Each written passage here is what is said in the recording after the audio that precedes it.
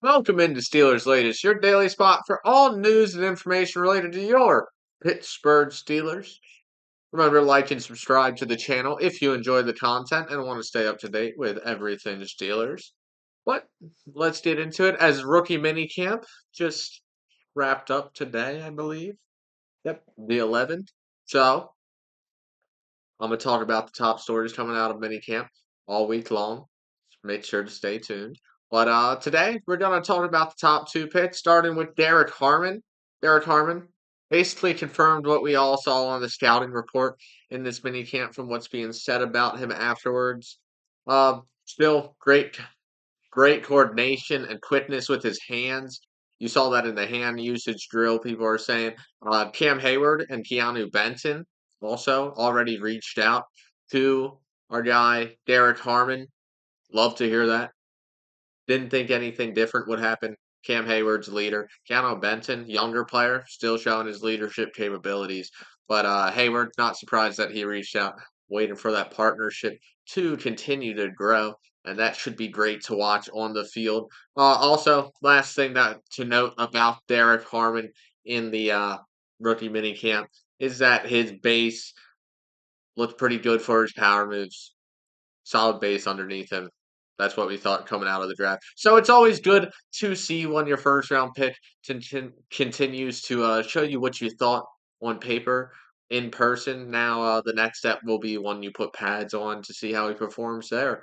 And when everyone's at the mini camp, when it's not just rookies anymore, if he can perform with the veterans on that offensive line, that is the next step to see if Benton will be a solid pro for us in Pittsburgh. But let's talk about who is said to be the Steelers' most NFL ready prospect out of this draft after showing up to rookie minicamp.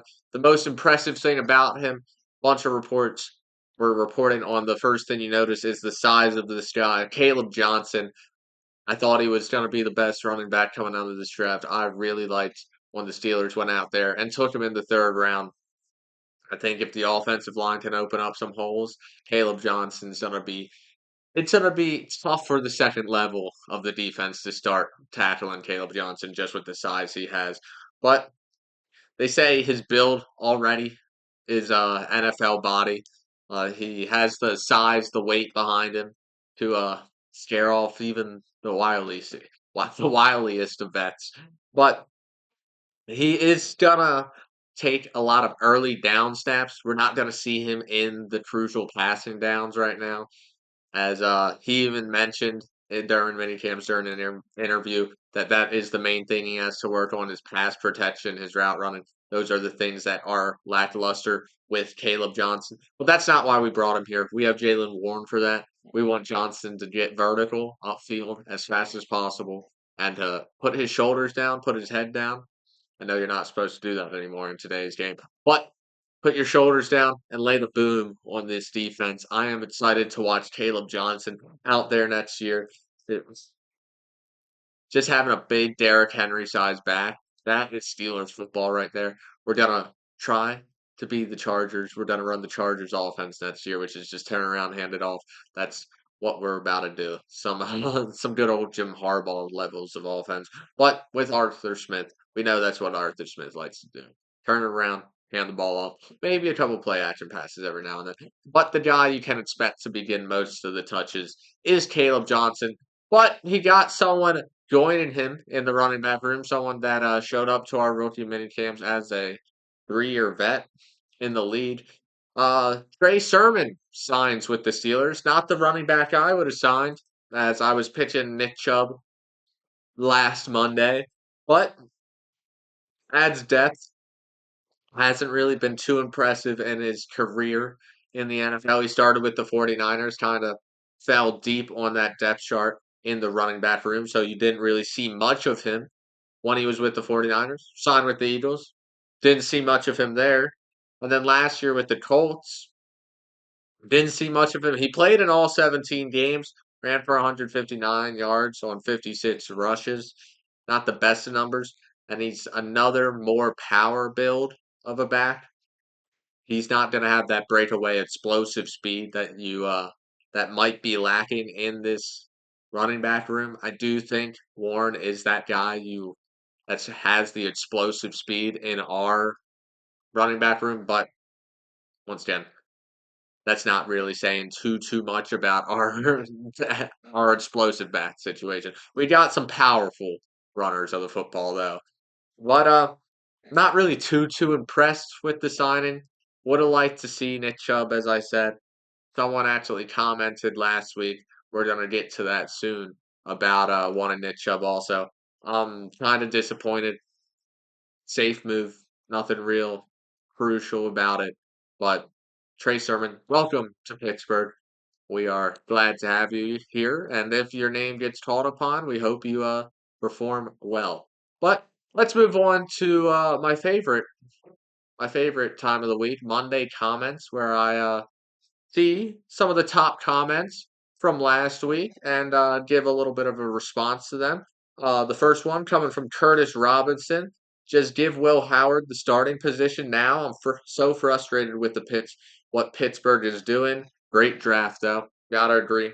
Was a pretty solid draft. Maybe not all time, but I think it is one of our more solid drafts of recent memory. Will Howard getting the starting position, though? Kind of out there. I think even if we don't sign a veteran quarterback, Mason's going to be the guy the first couple weeks. I know you're probably not happy with that. Seeing Will Howard would be nice as soon as possible, but you never know. Mason is the last quarterback for the Steelers that gave us back-to-back 30-point weeks. So there is hope with Mason Rudolph. Now, I don't think there's a high ceiling with Mason Rudolph, but there is hope that he can get it done and give us a 30-point game every 4 weeks or so. You know, but being frustrated with the Steelers also. I think a lot of fans would agree with that. A lot of people not really the most happy about the Steelers offseason, our quarterback room. But every other position group, if you look at, pretty solid all around. Pretty solid all around. Even the receiver room, losing George Pickens and it still being probably the upper half of the NFL in receiving rooms. We'll take that. But moving on, next comment from Stephen Hall. This was my Nick Chubb guy. He said, I love Nick Chubb. He can help with wisdom and short yard runs. I agree with him completely. That was basically what I was saying last week. Nick Chubb is close to a 10-year vet now in the league. So, clear veteran presence in the running back room right now. I feel like we're lacking that. Someone that could train someone like Kaleb Johnson to mentor someone like Kaleb Johnson. I think Nick Chubb would have been the perfect guy for that. Maybe he needed too much money. Or maybe we were just that impressed with Trey Sermon at the rookie mini camps. But we're stuck with Trey Sermon. I'm sorry to say, Stephen Hall, but I didn't want it either. We got Trey Sermon. No Nick Chubb, it seems like, for us. Moving to the final comment, Billy Urkovich, a little bit of a hater here. A little bit of a hater here, I'm not going to lie. He said, why would you want to be a quarterback for the Steelers? It seems like they never treat their quarterbacks as being welcomed. What are we talking about here? I saw a couple people in the comments reply to him being like, what about Ben? Yes. That's not even in that distance of the past. Like, that is only 4 to 5 years ago when Ben retired. Do you watch his final game in Heinz Field or Acrisure. It will always be Heinz, but just watch his final game there and his emotions and the fans' emotions towards him running around the stadium, high-fiving everyone after the game.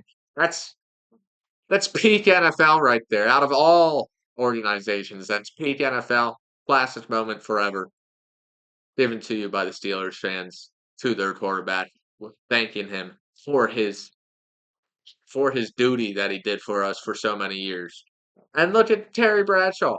Steelers fans still hold him in high regard.